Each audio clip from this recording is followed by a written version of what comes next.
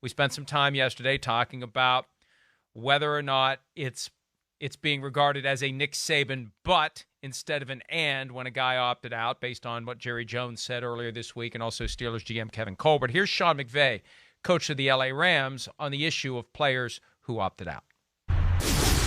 You don't punish a guy. This past year has certainly been, I think one that is different in so many ways, but you don't punish guys for that. You go back to the tape. You look at what they've previously done, and then there are some projections with guys that maybe have less tangible evidence on the tape, and it all is a part of the evaluation process, but certainly nothing weighs more than when you're evaluating them playing the game that we're going to ask them to do.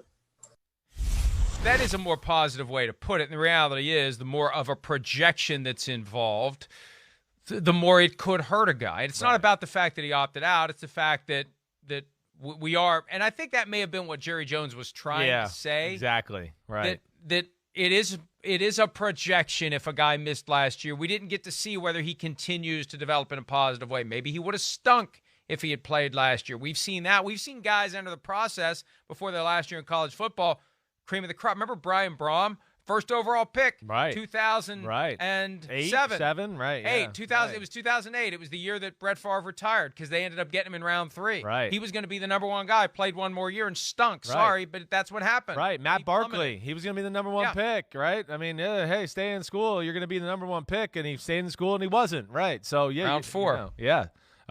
But nonetheless, I'm with you. I think that's what Jerry was trying to say. It's just cool. It's the thing I respect about Sean McVay.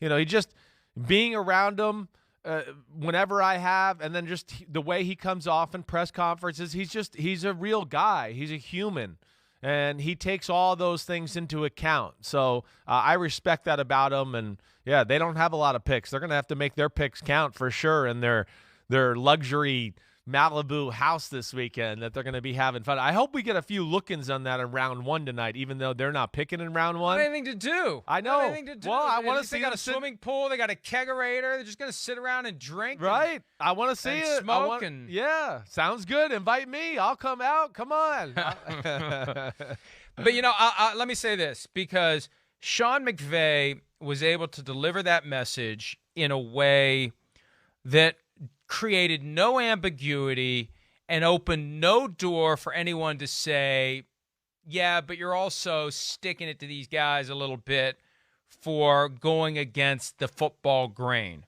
When Jerry said it, some of that came through. When McVay said it, it was spun in the most positive way possible, and it doesn't cast an implicit aspersion on the player who, God forbid, chose to go a year without playing football. Maybe they don't love football as much as they need to. Maybe they don't submit to the program the way they should.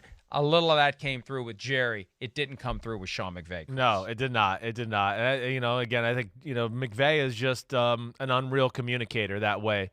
He's a guy that I just got a great way with players. Even us, anybody. I mean, anybody that's been around Sean McVay, and if you're there and it's, not a huge gathering, his ability to communicate, talk, be charismatic, make you feel, like you're important with your conversation. He listens. I mean, that's what makes him special. Yeah, he's boy genius and got the greatest recall in football and all that type of stuff.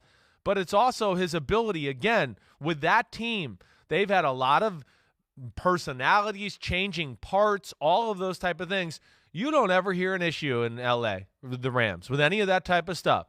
And that's because of Sean McVay. He's an incredible leader, and there's no BS in him at all. So, the players trust him, and they know they can trust him with whatever he says or whatever direction he's leading the team in.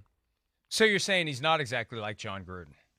No, there's no BS in him. No, he's not exactly like John Gruden, no. And let me just say this, though. Since you are heaping praise, and I'm a big Sean McVay fan, I will say this. If Sean McVay wants to go next level as a communicator, the key word, Sean, modulation. That's all I'm saying.